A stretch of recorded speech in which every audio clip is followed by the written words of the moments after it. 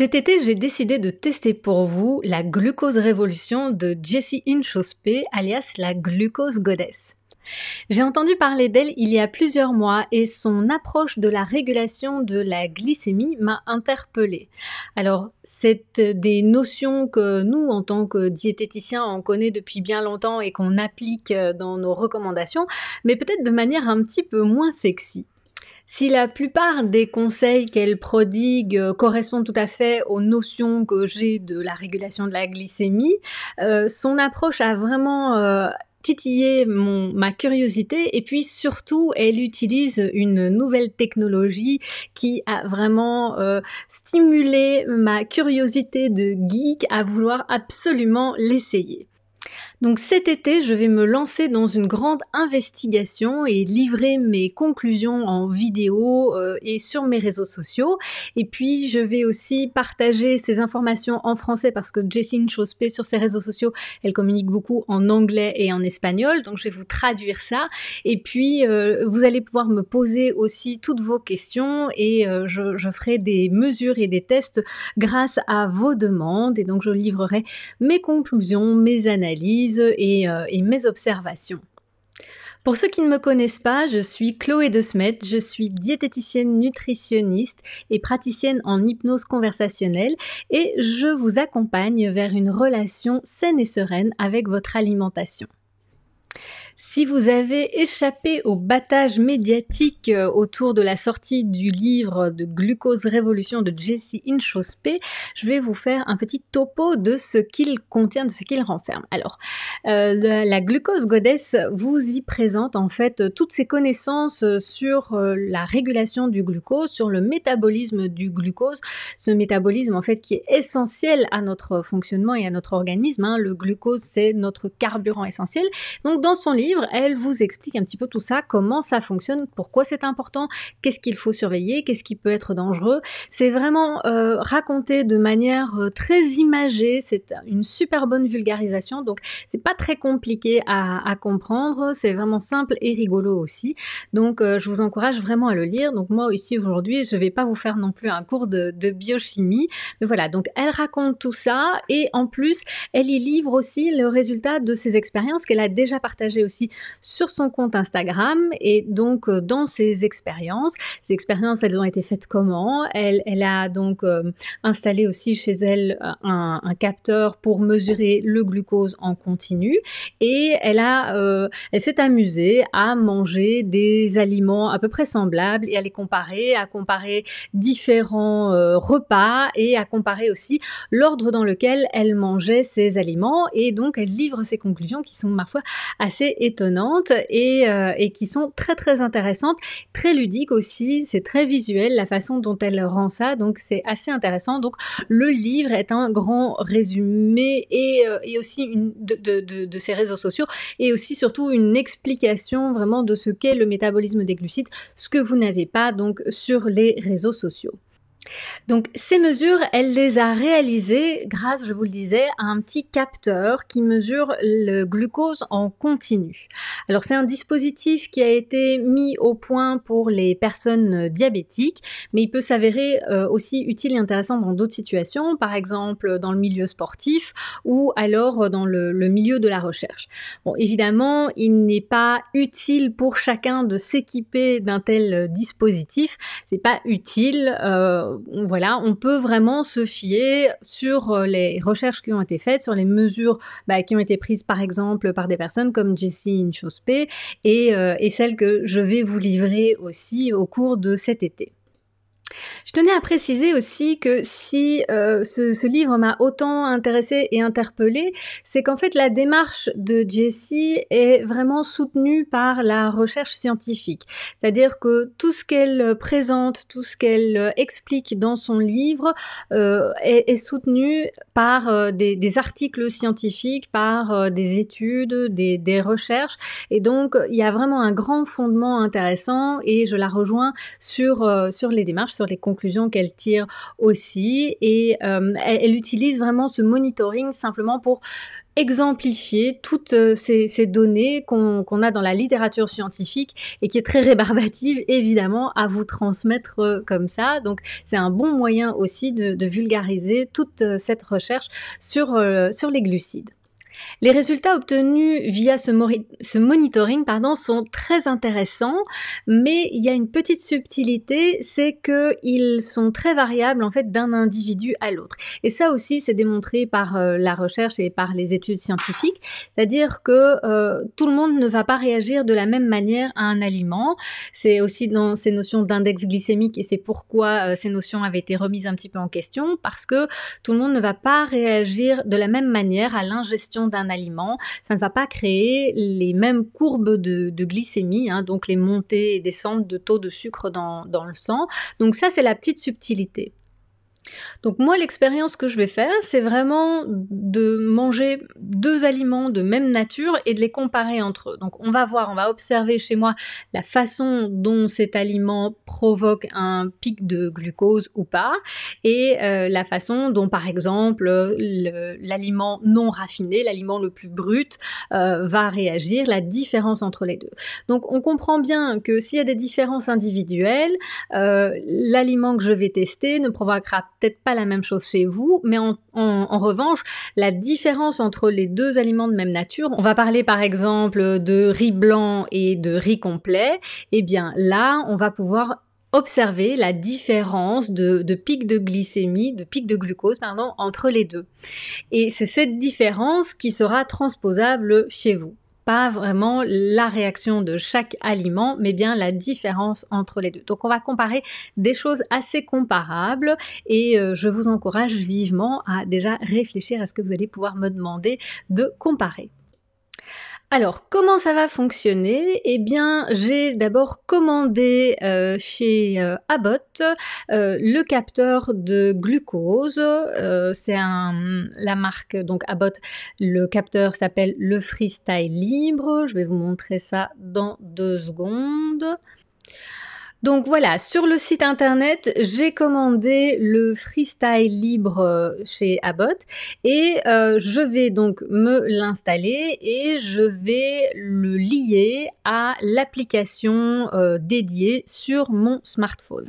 Donc ça va être assez facile. Donc ici, vous voyez, donc c'est le site internet. Donc voilà le capteur, voilà à quoi il ressemble. C'est un capteur qui va être de cette taille-là environ, vous allez le voir.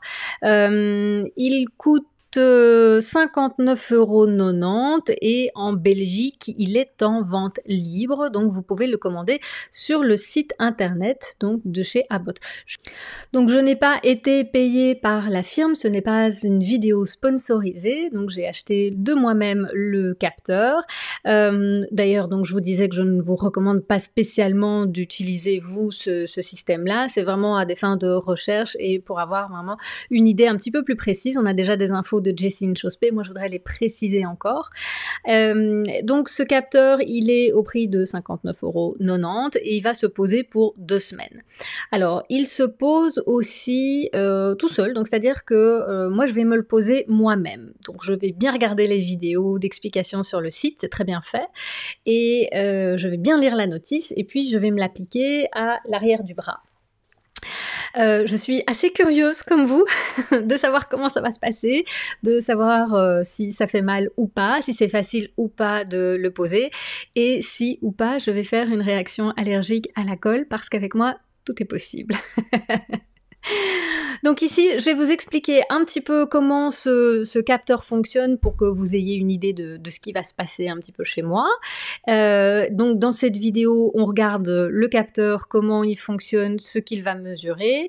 Et puis dans les prochaines vidéos, on regardera évidemment comment je me pose le capteur et les mesures que je vais prendre avec lui. Alors, ici, pour le capteur, qu'est-ce qu'il mesure et quelle est la différence peut-être avec ce que vous connaissez déjà, ce qui est le petit lecteur de glycémie au bout du doigt. Je ne sais pas si vous connaissez des personnes diabétiques, vous avez déjà vu ça, elles doivent se piquer au bout du doigt, faire sortir une petite goutte de sang qui est récoltée sur une bandelette, et puis la petite bandelette avec la goutte de sang est analysée.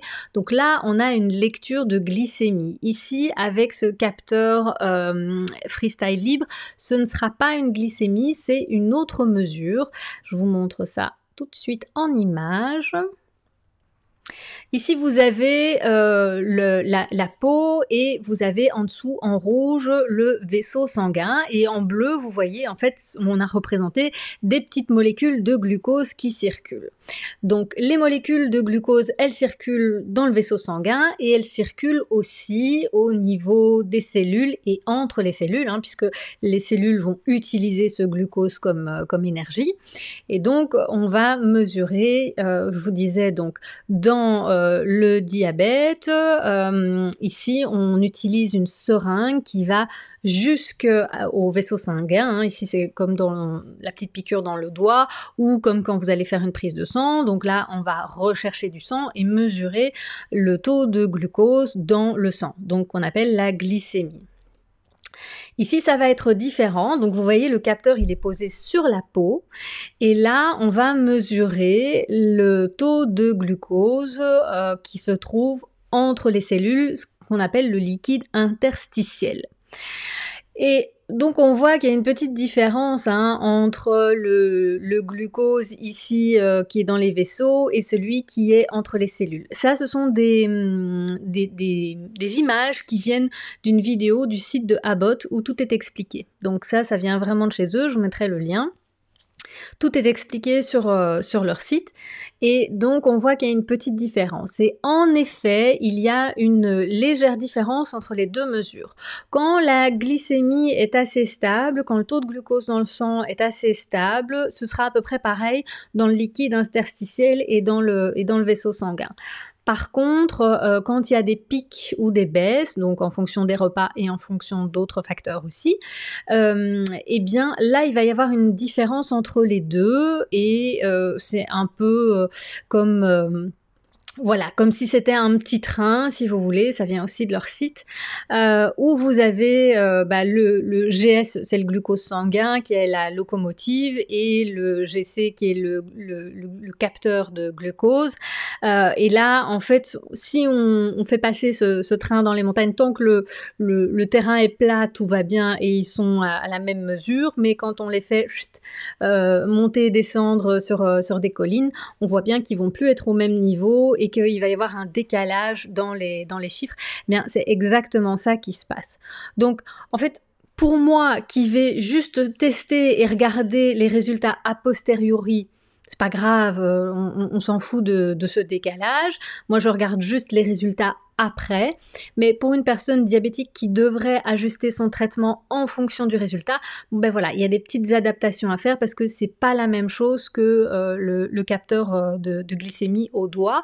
Donc là, voilà, si vous êtes diabétique et que ce dispositif vous intéresse, vous savez qu'il y a une petite différence et vous pouvez en parler à votre médecin si vous êtes concerné par ces besoins de mesure du glucose, en tout cas fréquemment. Voilà. Mais sachez qu'il y a une petite différence. Alors, pour tout ce qui est des prises en charge mutuelle sécurité sociale, ça, je sais pas, il faudra voir avec votre médecin, ça vous demanderez. Mais je sais que c'est en partie, ça peut être pris en charge en fonction des situations si vous êtes diabétique. Pour les autres, non. Et si ça vous intéresse, il faudra débourser de votre poche. Et donc, c'est 60 € tous les 15 jours. Donc, c'est quand même un gros budget. Voilà pour cette première vidéo. Donc dans la suivante, je vous montrerai comment j'ai reçu, dans quel état j'ai reçu donc ce capteur. Je vous montrerai la boîte, je vais l'ouvrir avec vous et je vais me placer ce capteur. Et donc voilà, on regardera un petit peu comment ça se fait, comment on arrive à faire avec le lecteur, si c'est assez facile. Et puis voilà, je vous dirai un petit peu si c'est douloureux ou pas et comment ça se passe, vous verrez ça. Et puis d'ici là, je vous invite vraiment à réfléchir à ce que vous avez envie que je teste comme aliment, comme ingrédient, comme différence. J'ai toutefois une petite contre-indication et une petite limitation, c'est que je ne peux pas manger de gluten, donc je n'irai pas tester les grandes enseignes de fast-food, je suis désolée. Les viennoiseries, les produits chez le boulanger, tout ça, ça va être assez limité pour moi aussi, donc je prendrai que les produits sans gluten. On pourra tester avec des produits un petit peu similaires aussi, vous verrez comment ça se passe. Y a pas mal de choses qui n'ont pas été testées chez Jessie Inchauspé. Elle n'est pas une grande fan des produits laitiers, donc là, à mon avis, moi, je vais tester pour vous si vous consommez des produits laitiers. Et puis voilà, n'oubliez pas aussi, pensez bien à liker la vidéo, à liker et à vous abonner à ma chaîne YouTube aussi pour être mis au courant des prochaines vidéos. Ces prochaines vidéos, elles seront en direct sur YouTube. Pas celle où je m'installe le capteur parce que là je vais faire tranquille chez moi, voilà, je mettrai la vidéo mais je veux pas me mettre de pression supplémentaire, donc c'est là.